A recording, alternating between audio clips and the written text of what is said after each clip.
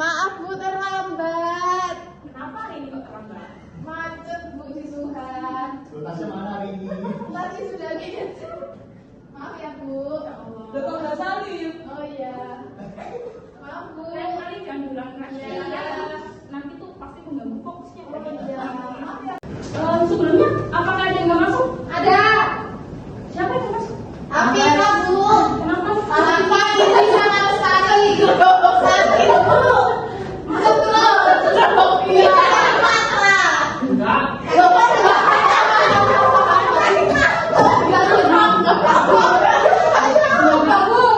cepat sembuh ya. Oh ya, sebelum dimulai pelajaran, biar ilmu yang diberikan bermanfaat, kalian akan baiknya kita belajar Iya, Ibu. agama dan kepercayaan masing-masing. Berdoa. Amin. Berdoa selesai.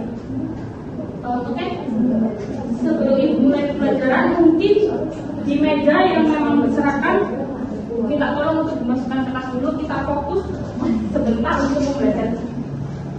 Kita pada kali ini. Iya Ibu. Ini botol-botolnya. Sampai di bawah Ini berserakan banget. Bu, aduh ini Kan obat. harus bagaimana nggak boleh? Iya nggak apa-apa. Ditaruh tas dulu. Terisian. Dulu ya. Mau semua. Fokus. Kalau yang depan, kira-kira saya tahu nggak hari ini ibu akan bahas materi apa? Itu perdagangan Perdagangan internasional. Oh di tanpa ya Bu Devinya. Nah, ibu akan bahas mengenai perdagangan internasional. Kira-kira kalau kalian mendengar materi perdagangan internasional, kira-kira apa sih itu perdagangan internasional? Ada yang tahu? Perdagangan yang dilakukan antar antar negara. perdagangan antar negara ya Bu. Ya, apa ini? Kegiatan jual beli barang dagang atau jasa yang melibatkan berbagai negara di dunia. Ya, betul banget katanya Arina. Bisa beda apa saudarina? Jadi gambar mengenai perdagangan internasional di situ ada mengenai impor buah, juga di situ ada impor beras. Kali ini bisa ya. lokal Bu. Nah, ini dari definisi dari perdagangan internasional tadi yang sudah disebutkan oleh teman kalian, yakni aktivitas jual beli barang dan layanan antar berbagai negara yang melibatkan konversi mata uang dan lintas batas. Nah, perdagangan internasional ini tuh biasanya berkaitan dengan kegiatan ekspor maupun impor barang ataupun jasa seperti itu. Terus selanjutnya ada tujuan dari perdagangan internasional. Yang pertama itu ada untuk memenuhi kebutuhan suatu negara, di mana ketika pastikan suatu negara itu beda antara apa ya sumber daya alamnya. Jadi suatu negara itu melakukan perdagangan internasional itu yang pertama untuk memenuhi kebutuhan dari negara tersebut. Terus yang kedua ada memperluas pangsa pasar. Seperti yang kita ketahui kalau terjadi perdagangan internasional pasti kan ada pertukaran barang tuh di situ. Nah itu akan memperluas pangsa pasar kita. Nah, selanjutnya itu ada meningkatkan kesejahteraan suatu bangsa. Seperti yang kita ketahui, perdagangan internasional itu melibatkan banyak negara. Jadinya pasti di situ ada devisa yang masuk ke negara kita. Itu akan menambah pendapatan dari suatu negara tersebut yang dapat meningkatkan kesejahteraan suatu bangsa. Terus yang selanjutnya ada memperkenalkan produk lokal ke kancah internasional. Ya, seperti yang kita ketahui, namanya juga perdagangan, ada pertukaran. Pasti barang di dalam negeri itu akan apa ya, bisa terkenal gitu di kancah internasional, bisa diketahui oleh negara-negara lain.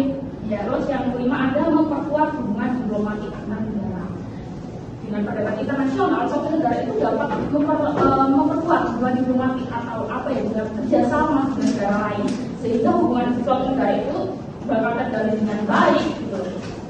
Terus selanjutnya ada manfaat dari perdagangan internasional. Kira-kira ada yang tahu nggak apa aja manfaat dari adanya perdagangan internasional?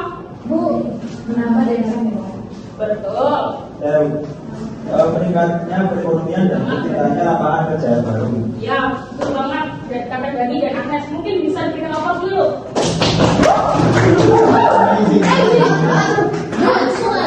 Ini ada manfaat dari perdagangan internasional dan negara kita itu tadi yang masuk dengan adanya perdagangan internasional, sehingga terciptanya lapangan kerja. Seperti yang kita ketahui, kalau adanya perdagangan internasional itu pasti misalkan kita impor transportasi atau apa gitu, pasti kan nanti di negara kita akan mendirikan pabrik kan buat barang yang kita impor itu tadi. Nah, itu tadi itu bisa meningkatkan lapangan kerja bagi negara kita dan mengurangi angka pengangguran. Terus selanjutnya itu ada transfer teknologi.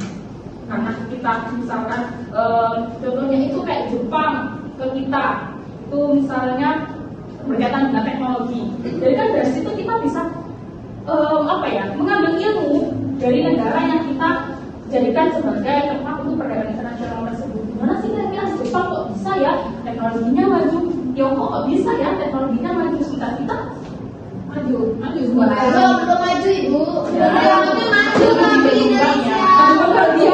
Ada maju ada. Ya, jadi masih negara berkembang, bukan negara maju. Itu bangku bu. Permainan ada, buktinya dirampas. Terus yang selanjutnya ada peningkatan kualitas produk. Ya pasti ada perdagangan internasional akan meningkatkan produk dalam negeri kita. Gitu. Jadinya kan namanya udah diimpor atau diekspor, pasti kan produk kita harus berproduk yang bagus memang. Dan produk yang Iya ibu. Itu. Selanjutnya ini ada ciri-ciri dari perdagangan internasional. Yang pertama, ada melibatkan dua negara atau lebih. Yang pasti perdagangan internasional itu melibatkan bisa dua negara atau lebih. Ya, bisa individu juga, bisa juga organisasi. Terus yang kedua, melintasi batas dari negara. Tadi karena kan memang internasional kancahnya, jadi pasti melewati batas dari negara.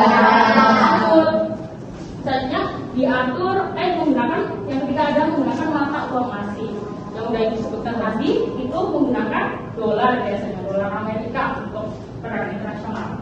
Terus yang selanjutnya ada diatur oleh norma dan hukum internasional. Pastinya kalau namanya perdagangan dan juga internasional itu skalanya itu udah skala yang luas gitu. Jadi pasti ada hukum atau kebijakan yang memang diterapkan oleh pemerintah. Biasanya diatur. Terus yang selanjutnya ada memiliki dampak yang luas. Adanya perdagangan internasional suatu negara itu bukan hanya bukan hanya ke ekonomi saja, enggak, pasti ada benefit yang didapatkan dari suatu negara itu, misalnya di bidang politik, pasti di bidang diplomatik, misalnya ada masalah di negara tersebut, itu pasti negara yang udah kita namanya menjadi persahabatan ya kan, yang manfaatnya perdagangan internasional. Itu otomatis kalau misalnya kita nih sedang wabah atau terkena serangan dari mana gitu, pasti kita mendapatkan bantuan dari negara yang sudah kita ajak untuk kerjasama. Itu adalah salah satu ciri dari adanya perdagangan internasional. Nah, selanjutnya Ibu akan menjelaskan di perdagangan internasional itu terdapat teori. Nah, yang pertama itu ada teori keunggulan mutlak yang dikemukakan oleh Adam Smith. Keunggulan mutlak ini merupakan keuntungan yang diperoleh suatu negara dari hasil melakukan spesialisasi atau pertukaran barang atau senjata. Terus keunggulan mutlak dalam produksi barang terjadi karena biaya yang diperlukan untuk menghasilkan secara mutlak lebih murah dari negara yang lain. Jadi keunggulan mutlak bisnis itu negara itu mempunyai suatu keunggulan tersendiri gitu. Mungkin dari biayanya yang rendah sehingga negara tersebut melakukan spesialisasi. Ini merupakan contoh keunggulan mutlak. Misalkan di situ ada negara Vietnam sama negara Indonesia. Negara Vietnam itu punya beras, bisa menghasilkan beras nih dengan tenaga kerja misalkan 500 tenaga kerja, dia bisa menghasilkan 2000 kilo itu untuk beras. Sementara tekstil dia hanya bisa menghasilkan 1000. Nah, kalau Indonesia untuk berasnya dia hanya bisa menghasilkan 1500, sementara tekstil dia bisa menghasilkan dari itu.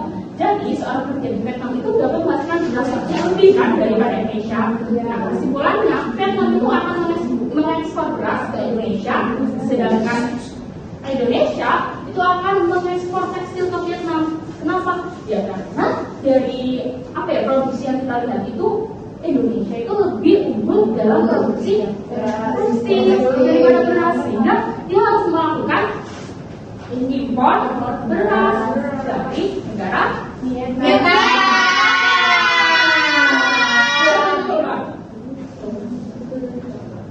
Ada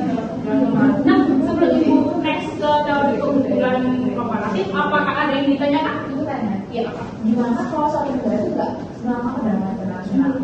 What's the dampak? Oh ya, seperti yang kita jelaskan tadi, perdamaian internasional itu punya banyak manfaat. Kalau misalnya suatu negara itu nggak melakukan perdamaian internasional, yang pasti apa ya, akan ada dampak yang signifikan gitu, dampak negatifnya. Misalkan ketika nih kita nggak melakukan perdamaian internasional sama sekali, kita nggak bisa sosialisasi dengan negara-negara yang lain karena tidak ada spesialisasi perdagangan di situ kan. Jadi otomatis kalau misalnya kita butuh bantuan, misalnya apa ya, kita sedang terjadi bencana di suatu negara itu, kita wabah atau apa, terus yang menyebabkan misalnya apa ya, kayak sumber daya kita itu terkena misalnya perang gitu ya. Iya, benar ya, kalau saya kan itu kan ya udah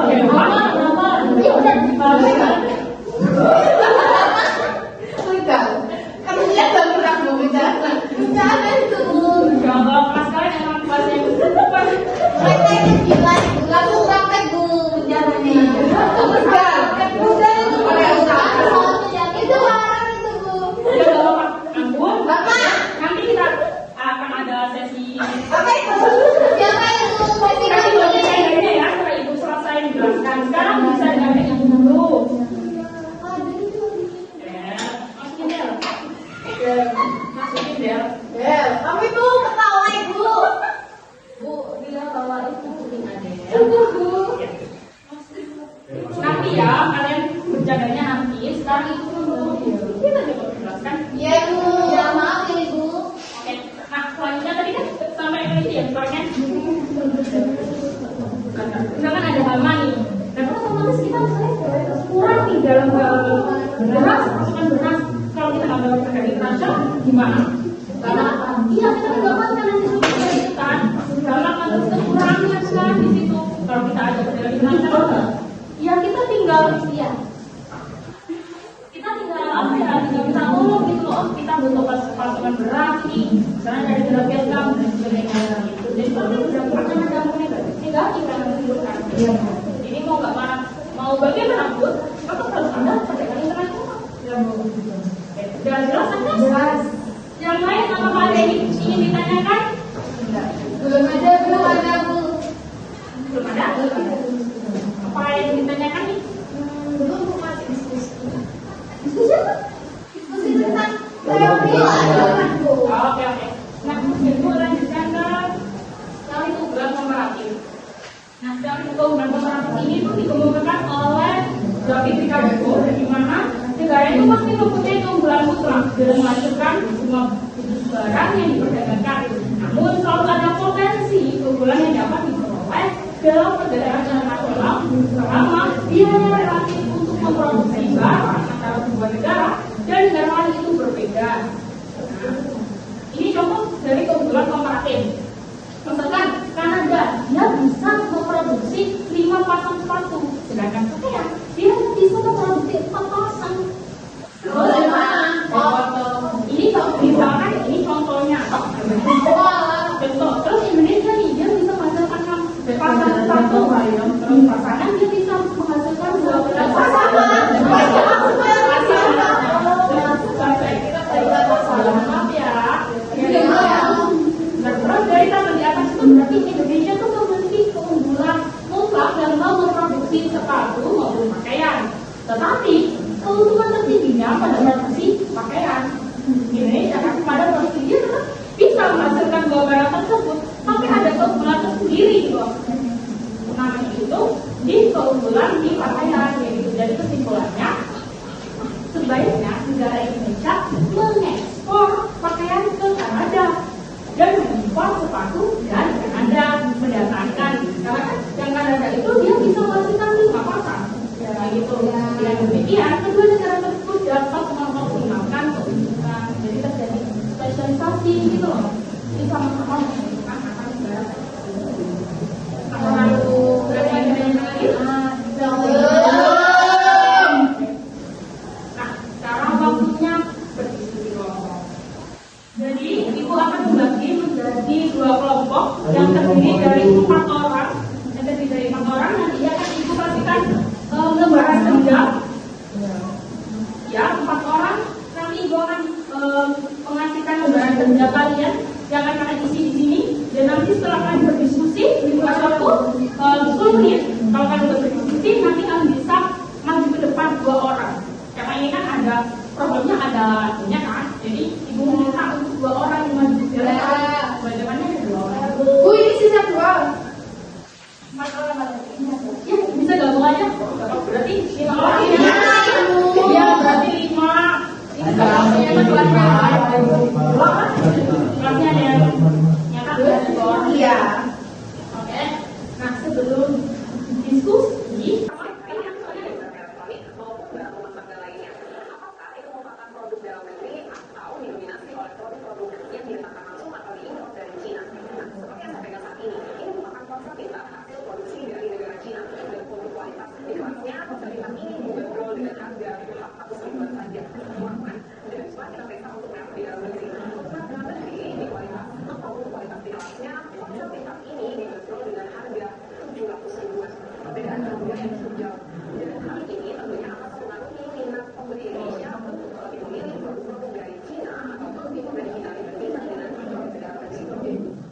Tiongkok masih jadi negara pemasok barang impor non-migas.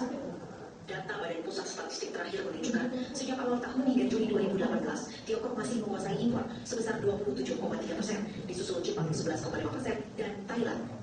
Lagi-lagi masalah harga yang membuat konsumen memilih barang impor Tiongkok. Kualitasnya, terus lakunya, terus harganya lebih modern. Kalau jujur lah, secara nasional, Indonesia tentu ya. Tapi kalau yang situasi nasional, yang Cina, kita jujur. Sebagai konsumen, memang saya pasti memilih produk beli. Tetapi saya mengharapkan kalau produk Indonesia juga jauh lebih baik ke depannya. Ini bukan berarti Indonesia tidak bisa memproduksi sendiri barang-barang serupa. Namun kalau bicara harga, harus diakui barang lokal sulit bersaing. Rendahnya biaya produksi dari produk Tiongkok sangat mempengaruhi harga. Tiongkok mampu memproduksi sendiri komponen-komponen bahan baku, sedangkan Indonesia sebagian besar komponen barang masih harus impor sehingga harga jual menjadi tinggi. Kini kembali pada konsumen Indonesia lebih pilih menggunakan produk lokal atau kan tadi udah mengamati video nih terkait dengan masalah impor ya. Terus yang selanjutnya adalah kalian akan dibuka dengan lembaga kerja dan nantinya kalian bisa menjawab lembaga kerja yang ibu berikan. Yang pertama itu ada menganalisis fenomena tersebut. Kalian setuju atau tidak ya dengan perdagangan internasional atau impor barang dari Indonesia? Terus yang ketiga, apa saja faktor yang menyebabkan adanya perdagangan internasional? Dan yang terakhir, bagaimana peran pemerintah dalam hal menangani permasalahan tersebut? Oke, ibu akan berikan bekerjanya dan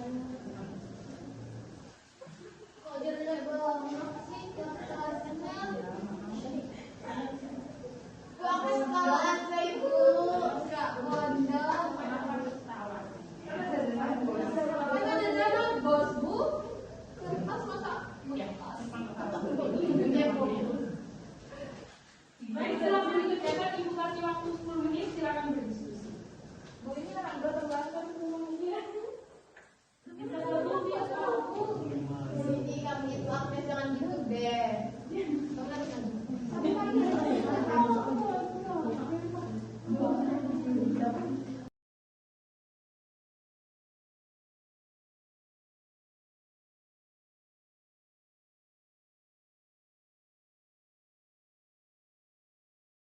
Oke, waktu diskusi telah habis. Jadi, ibu minta untuk perwakilan dari kelompok 1 maupun kelompok 2 untuk mengumumkan hasil diskusinya di depan kelas. Baik, dari kelompok 1 dulu. Ada. Satu aja ya, Bu. Nanti Bu, sorry. Ya, satu orang masing-masing. Kelompok. Oke, saya dari kelompok 1 ingin mempresentasikan hasil kerja kelompok kami.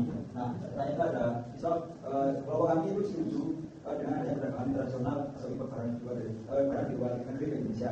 Karena dengan adanya perdagangan tersebut, namun tetap diperlukan peran pemerintah dalam hal tersebut untuk meminimalisir perdagangan internasional yang berdampak negatif terhadap perekonomian Indonesia. Lalu faktor mendukung atau menyebabkan perdagangan internasional tersebut adalah perbedaan keunggulan komparatif. Setiap negara juga memiliki keunggulan komparatif dalam produksi barang atau jasa tertentu sehingga mendorong mereka untuk berspesialisasi dan berdagang. Contohnya dalam kasus tersebut Indonesia harus mengimpor barang dari Cina yang mana Cina unggul dalam hal teknologi dan harga produksi yang lebih murah. Yang kedua yaitu kemajuan teknologi. Menteri Teknologi Transportasi dan Komunikasi mempermudah dan mempercepat proses perdagangan internasional sehingga memungkinkan kegiatan jual beli cepat dilakukan. Lalu ada insentif untuk industri lokal, pertama subsidi UMKM. Pemerintah memberikan subsidi dan insentif kepada usaha mikro, kecil dan menengah atau UMKM untuk meningkatkan daya saing mereka. Ini termasuk hubungan finansial dan akses ke teknologi yang berbaik sehingga produk lokal dapat meningkatkan kualitasnya dan lebih menarik bagi konsumen. Lalu ada kebebasan bea masuk. Dalam beberapa kebijakan, pemerintah juga membolehkan izin masuk bagi produsen lokal yang melakukan ekspor. Hal ini bertujuan untuk menekan biaya produksi dan memungkinkan harga produk lokal lebih bersaing di pasar lokal. Lalu yang terakhir ada regulasi terhadap dumping. Pemerintah berusaha mengatasi praktik dumping, di mana produk asing dijual di bawah harga produk domestik. Hal ini dilakukan melalui pengawasan ketat terhadap harga barang impor dan penerapan sanksi bagi pelanggan. Ini yang akan saya berikan mewakili kelompok satu. Baik. Apakah ada yang ditanyakan dari kelompok satu? Tidak ada. Sudah semuanya? Ya. Berikan tepuk tangan untuk kelompok satu. Terima kasih. Lanjut ke kelompok dua.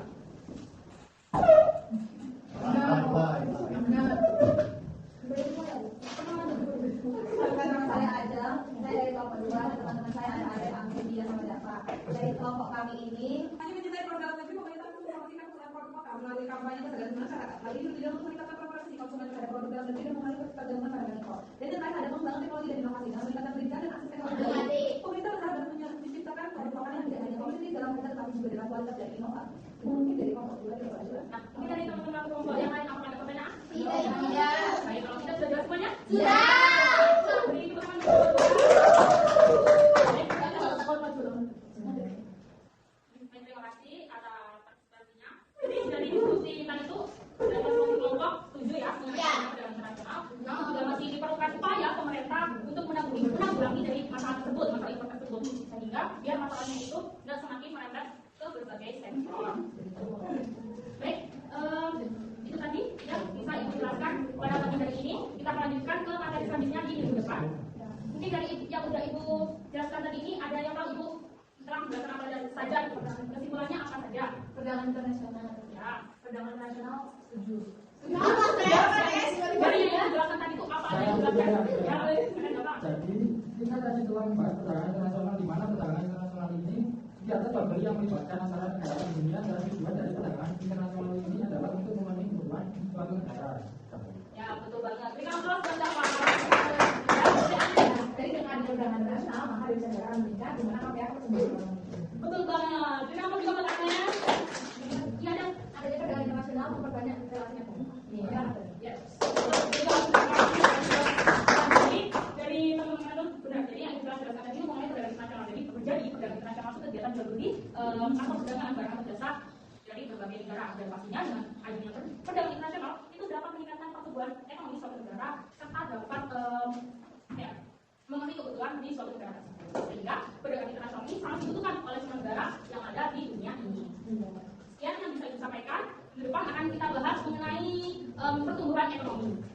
Baik, apakah sebelum Ibu tutup, apakah ada yang ditanyakan? Tidak. Baik, Ibu. Terima kasih atas waktunya. Semoga apa yang Ibu berikan bermanfaat bagi kalian. Selanjutnya nanti ada tugas yang akan Ibu setting di Sibijar ya.